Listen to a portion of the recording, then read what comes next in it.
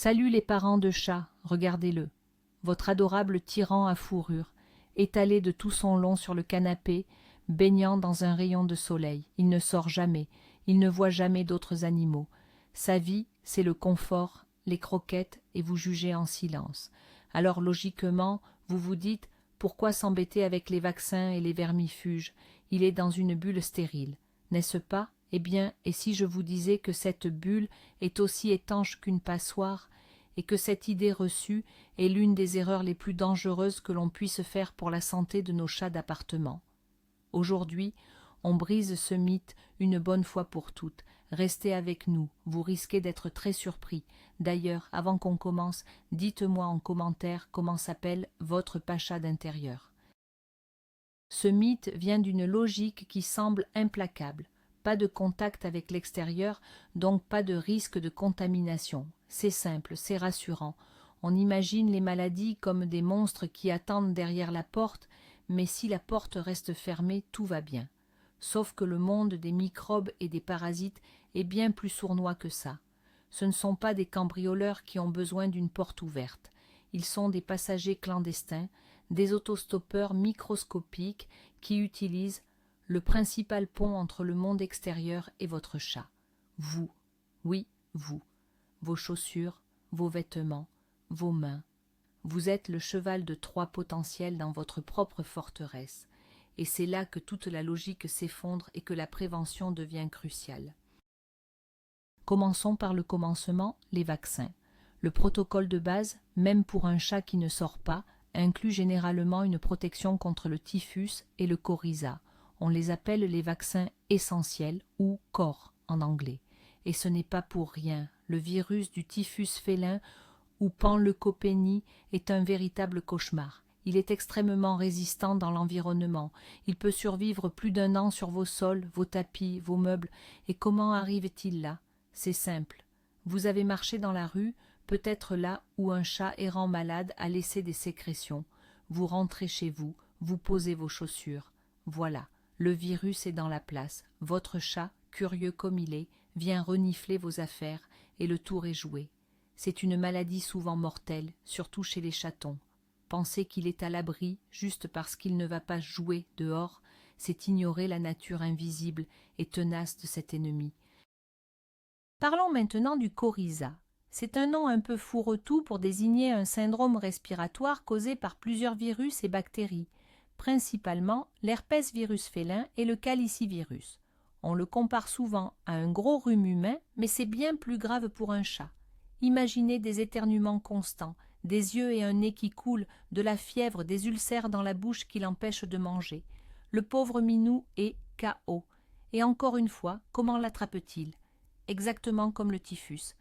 Vous avez caressé un chat dans la rue, vous avez un collègue au bureau qui a un chat malade et vous avez touché les mêmes surfaces. Les virus du coryza sont moins résistants que celui du typhus, mais ils sont très contagieux et peuvent facilement faire le voyage jusqu'à votre salon sur vos mains ou vos vêtements. Un vaccin ne l'empêchera pas toujours à 100% de l'attraper, mais il réduira considérablement la gravité des symptômes. C'est la différence entre un petit rhume et une pneumonie grave. L'argument ultime, mon chat ne rencontre jamais d'autres animaux. Vraiment? Jamais? Pensez-y une seconde. La visite annuelle chez le vétérinaire, par exemple. Même si votre chat reste dans sa caisse de transport, il est dans une salle d'attente où d'autres animaux potentiellement malades ont attendu avant lui. L'air, les surfaces, tout peut être une source de contamination. Et si un jour vous devez faire appel à un cat-sitter pendant vos vacances, cette personne visite peut-être d'autres chats avant de venir chez vous. Elle peut transporter des agents pathogènes sans le savoir. Ou encore le scénario catastrophe, votre chat, pris de panique par un bruit fort, s'échappe par une fenêtre ou une porte entr'ouverte, ne serait-ce que pour 5 minutes. Ces 5 minutes suffisent pour une rencontre non désirée avec un chat du quartier. La vaccination, c'est une police d'assurance. On espère ne jamais en avoir besoin, mais on est bien content de l'avoir en cas de coup dur. Et si vous décidez d'adopter un deuxième chat, c'est une situation très courante, vous voulez offrir un compagnon à votre premier félin, même si le nouveau venu a été testé et semble en parfaite santé, il peut être porteur sain de certaines maladies, comme l'herpès virus du coryza. Cela signifie qu'il a le virus en lui, mais ne montre pas de symptômes. Le stress de l'arrivée dans une nouvelle maison peut déclencher la maladie, et il peut alors contaminer votre premier chat qui, lui, n'était pas protégé. Avoir des chats correctement vaccinés, c'est s'assurer que l'introduction d'un nouveau membre dans la famille se passe pour le mieux sur le plan sanitaire. C'est une question de responsabilité non seulement envers votre chat actuel, mais aussi envers celui que vous pourriez accueillir dans le futur. C'est créer un environnement sûr pour toute votre colonie de mini-panthères. Un autre point crucial est la fenêtre. Ah, la fenêtre, la télévision préférée de nos chats. Ils peuvent y passer des heures, à observer les oiseaux, les passants, les autres chats, mais une fenêtre ouverte, même avec une moustiquaire, n'est pas une barrière infaillible. Les virus, notamment ceux responsables des maladies respiratoires comme le coryza, peuvent se transmettre par les gouttelettes projetées lors d'un éternuement. Si un chat infecté passe sous votre fenêtre et éternue, les aérosols peuvent potentiellement atteindre votre chat. C'est un risque faible, certes, mais il existe. De plus, une moustiquaire peut se déchirer et un insecte porteur de quelque chose pourrait entrer. On ne vit pas dans un laboratoire stérile. Le monde extérieur a de multiples façons de s'inviter à l'intérieur, et la vaccination reste la meilleure ligne de défense que l'on puisse offrir à nos compagnons.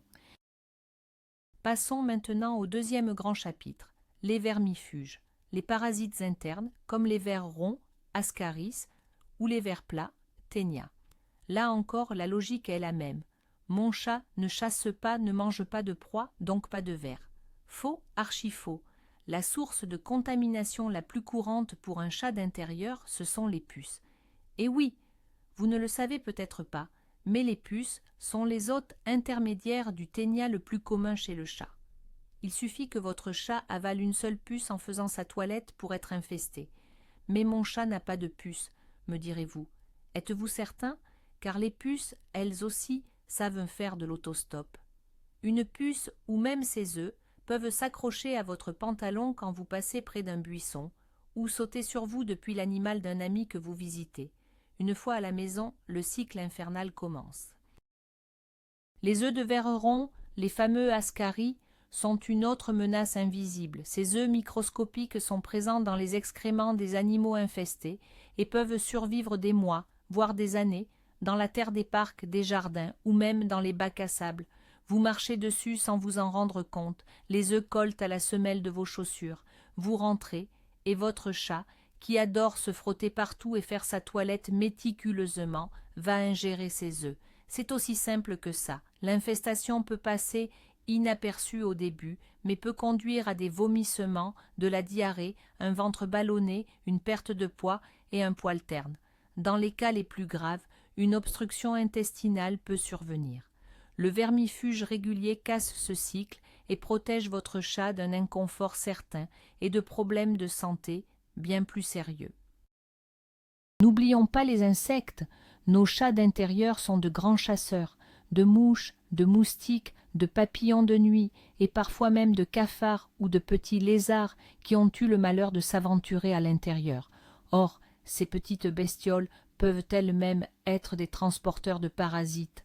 En gobant cette mouche qui bourdonnait de façon si irritante, votre chat a peut-être aussi avalé une larve de ver. C'est une voie de transmission moins fréquente que les puces ou nos chaussures, mais elle est bien réelle.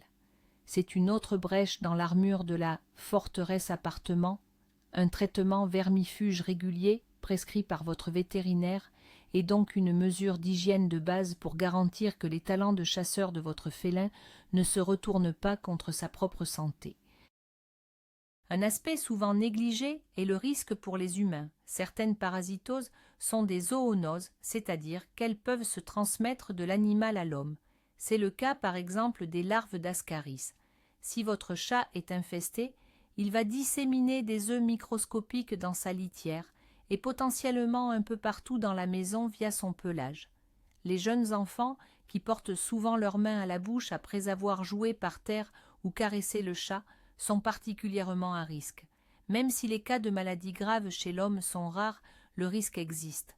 Vermifuger votre chat, Ce n'est donc pas seulement le protéger lui, c'est aussi protéger la santé de toute votre famille. C'est un acte de santé publique à l'échelle de votre foyer. Alors, à quelle fréquence faut-il vermifuger un chat d'intérieur? La recommandation générale des vétérinaires est souvent de le faire entre 2 et 4 fois par an. Pourquoi une telle variation? Parce que cela dépend du mode de vie de vous. Si vous vivez en maison avec un jardin où vous allez souvent, même sans le chat, le risque est plus élevé que si vous vivez au 10e étage d'un immeuble en plein centre-ville. Si vous avez d'autres animaux qui sortent, comme un chien, le risque augmente drastiquement. Le mieux est de suivre les conseils de votre vétérinaire. Il saura évaluer votre situation spécifique et vous proposer un calendrier de vermifugation adapté. Ne jouez pas à l'apprenti sorcier avec des produits achetés n'importe où. Une prescription vétérinaire garantit un produit efficace et sûr pour votre animal. Revenons un instant sur les parasites externes, car ils sont la porte d'entrée de beaucoup de problèmes. Les puces ne se contentent pas de transmettre des vers. Leur salive peut provoquer des réactions allergiques très fortes, la fameuse dermatite par allergie aux piqûres de puces, DAP. Votre chat peut se gratter, se lécher, se mordre jusqu'au sang, créant des plaies et des infections. Une infestation massive peut même provoquer une anémie, surtout chez un chaton ou un chat âgé. Et croyez-moi, se débarrasser d'une infestation de puces dans un appartement est un véritable enfer. Les œufs tombent partout, tapis, canapés, literies, il faut tout traiter. Un traitement préventif régulier sous forme de pipettes ou de comprimés est infiniment plus simple, plus sûr et moins coûteux qu'un traitement curatif pour votre chat ôter votre logement. Certains pourraient penser « Ok, mais je verrai bien si mon chat a des vers ou des puces. » Malheureusement, ce n'est pas si simple.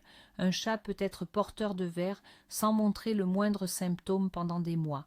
Vous ne les verrez pas forcément dans ses selles, sauf en cas d'infestation massive. Pour les puces, c'est pareil. Les chats sont des experts de la toilette, ils peuvent retirer et avaler les puces adultes avant même que vous ayez eu le temps d'en apercevoir une seule. Vous ne verrez que les conséquences, des grattages, des petites croûtes noires qui sont en fait des déjections de puces ou une irritation de la peau. Agir préventivement, c'est éviter d'attendre que le problème soit déjà bien installé et ait causé des dommages. Il existe aussi des vaccins dits non essentiels, qui peuvent être recommandés en fonction du style de vie. Le plus connu est celui contre la leucose féline, FELV. Ce virus se transmet principalement par contact direct et prolongé entre chats, salive, morsure.